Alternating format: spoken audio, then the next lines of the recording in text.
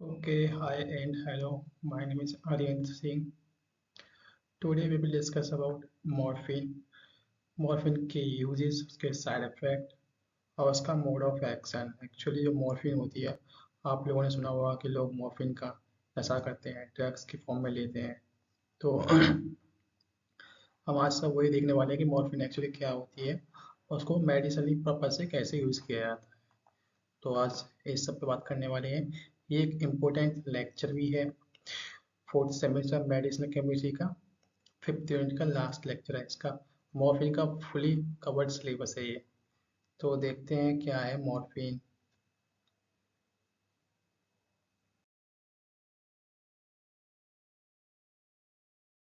तो पहले मॉर्फिन का एक प्रीव्यू ले लेते हैं छोटा सा. Morphine is a potent opiate analgesic and psychoactive drugs.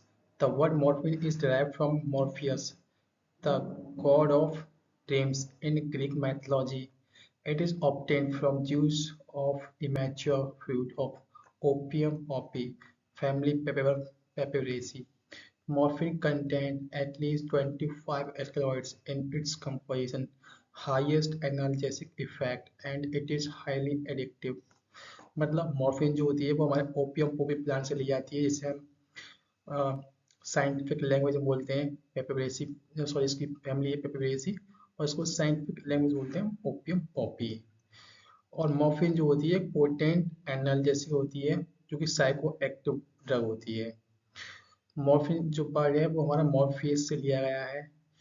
और मॉर्फियस का मतलब होता है the God of dreams, Greek mythology के अंदर. मॉर्फिन के अंदर कम से कम 25 एल्कलॉइड्स का कंपोजिशन होता है, जो कि इसको हाईली एक्टिव और एडिक्टिव बनाता है और हाईली एनर्जेटिक बनाता है और हाईली पेन रिलीफर बनाता है.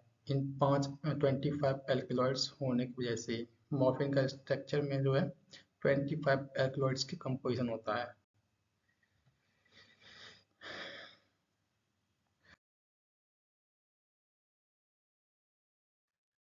कुछ मॉर्फिन एनालॉग्स होते हैं, उनको देखते हैं क्या होते हैं morphine analogues. Morphine analog is closely related to the morphine structure. जो मॉर्फिन एनालॉग्स होते हैं वो मॉर्फिन के स्ट्रक्चर से ही क्लोजली रिलेटेड होते हैं. Usually defined as the modification of a drug molecule or any bioactive compound in order to prepare new molecule showing chemical and biological similarity with original molecule compound morphine. मतलब morphine के जो analogue होते हैं वो morphine से ही trap किए हुए होते हैं या फिर कुछ ऐसे बायोलॉजिकली एक्टिव कंपाउंड्स होते हैं जो मॉर्फिन की जो स्ट्रक्चर है उसी का जो कोएफिशिएंट कंपाउंड है मॉर्फिन का, उसी की फॉर्म में शो होते हैं या फिर उसी फॉर्म में प्रेजेंट होते हैं, मतलब सिमिलरली रिलेटेड होते हैं मॉर्फिन की तरह. तो हम उनको बोलते हैं मॉर्फिन एनालॉग्स.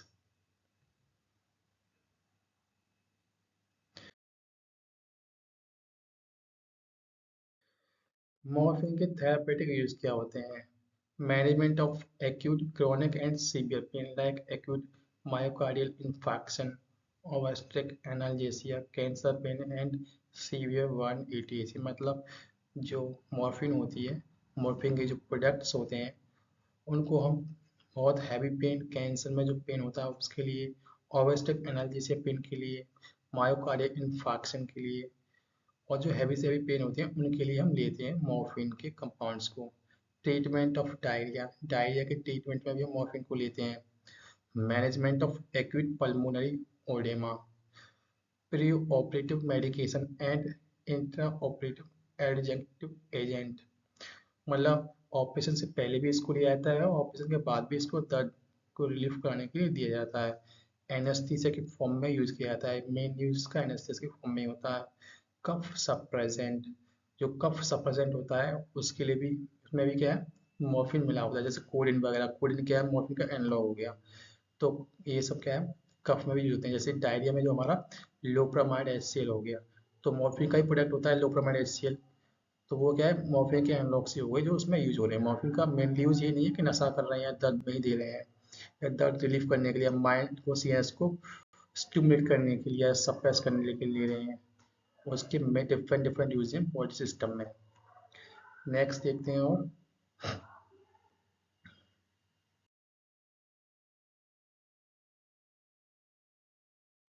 एडवर्स इफेक्ट मतलब मॉर्फिन जब हमने ले ली या फिर ज़्यादा मात्रा में मॉर्फिन हमने बॉडी के अंदर ले ली तो उसके एडवर्स इफेक्ट क्या होंगे।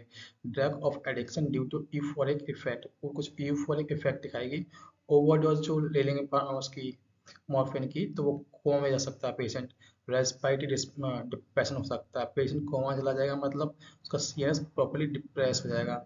रेस्पिरेटरी डिप्रेशन हो सकता है मतलब सांस वांस लेते हैं ना वो भी खत्म हो सकता है। ओपियोइड इंड्यूस्ड कंस्टिपेशन मतलब ओपियोइड इंड्यूस्ड कंस्टिपेशन हो सकती है।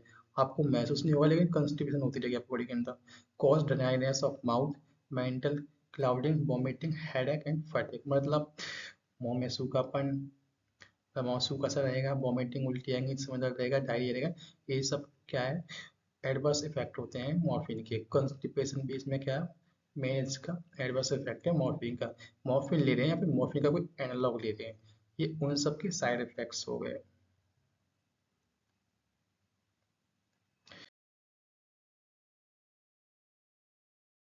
अब देखते हैं मॉर्फिन जो होती है वो कैसे कैसे काम करती है बॉडी के अंदर। जो मॉर्फिन के डिफरेंट डिफरेंट कंपाउंड्स होते हैं वो मैं अभी आपको दिखाऊंगा क्लासिफिकेशन के अंदर।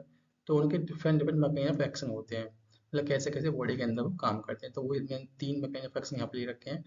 act at key receptor in lamina first and second of the dorsal horn of the spinal cord which are responsible for analgesic effect मतलब ये किस पे काम करता है, के रिसेप्टर पे अटैच हो जाता है उसके फर्स्ट एंड सेकंड लैमेला पे जाके जो उसकी स्पाइनल कॉर्ड में प्रेजेंट होता है। स्पाइनल कॉर्ड में प्रेजेंट होता है, उस पर अटैच हो जाएगा तो उससे क्या हुआ, जो इन्फॉर्मेशन ट्रांसफर हो रही थी वो ट्रांसफर नहीं हो पाएगी, पेन की सेंसेशन नहीं होगी। एक मैकेनिज्म इस तरह से हो गया। सेकेंड जो मैकेनिज्म है ओपिएट का, वो opiate receptor bind to G protein which active receptor protein by regulators of synaptic transmission मतलब ये ओपिएट रिसेप्टर पे आकर अटैच हो जाता है जो कि जी प्रोटीन रिसेप्टर होता है। They having local anesthetic effect is an against of K-opioid receptor. It is ability for K receptor to much more than morphine मतलब मेन जो इसका मोड ऑफ एक्शन होता है वो K रिसेप्टर पे जाके ही अटैच होता है, मतलब K रिसेप्टर जाके ये ड्रग अटैच हो जाएगी और वहाँ पे क्या है किसी भी दूसरी इन्फॉर्मेशन को आके अटैच नहीं होने देगी। जब वो इन्फॉर्मेशन आके अटैच मतलब जो हमारे न्यूरॉन्स आ रहे थे वो उस पर अटैच नहीं होंगे रिसेप्टर पे, तो कोई भी इन्फॉर्मेशन कोड नहीं होगी और फीलिंग्स मतलब जो दर्द की सेंसेशन थी वो महसूस नहीं होगी।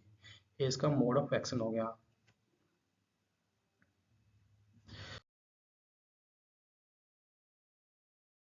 अब मॉर्फिन के एनालॉग्स देखते हैं, उसका क्लासिफिकेशन देखते हैं। Opioids, analgesics and antagonist. Opioid mu receptor antagonist, इसके अंदर तीन क्लास आती हैं। Natural opium alkaloid, semi synthetic opioids और synthetic opioids. Natural opium alkaloids में हमारा मॉर्फिन कोलिन मैंने बताया था, दो ड्रग हो गई। सेमी सिंथेटिक ओपियोइड्स के अंदर हमारे डाई एसिटाइल मॉर्फिन जिसे हम हेरोइन बोलते हैं, फॉल्कोडिन और इथाइल मॉर्फिन। सिंथेटिक ओपियोइड हमारा थिराइन या फिर मिप्रिडाइन या मेथाडोन या फेंटानिल, डेक्स्ट्रो प्रोपोक्सीफेन या फिर ट्रेमाडोल। ये भी सब क्या है, दर्द की दवाई है, मतलब सिंथेटिकली लैब में मैन्युफैक्चर की गई है, मैन्युफैक्चरिंग पाई गई हैं और तभी पेशेंट में डिलीवर होती हैं। कॉम्प्लेक्स एक्शन ओपियोइड्स मतलब जब पेन ज़्यादा हैवी हो, ये सब ड्रग्स ना काम करें तब हम इनको देते हैं। अगोनिस्ट, एंटागोनिस्ट के एनाल्जेसिक मतलब के सब पे जाके अटैच होंगी, तो नालो नालोफिन और पेंटाजोसिन, ठीक है, और butorphanol. Pure opioids antagonist, pure opioids antagonist के अंदर नैलोक्सिन और नैलट्रिक्सन और नैलमेफिन। फिर हमारा आता है पार्सली म्यू एगोनिस्ट प्लस के एंटागोनिस्ट में हमारा आता है ब्यूपेनमॉर्फिन, ब्यूपेनॉर्फिन। ये इसका क्लासिफिकेशन हो गया कि मॉर्फिन के डेरिवेटिव्स और एनालॉग क्या होते हैं या मॉर्फिन का क्लासिफिकेशन क्या आता है।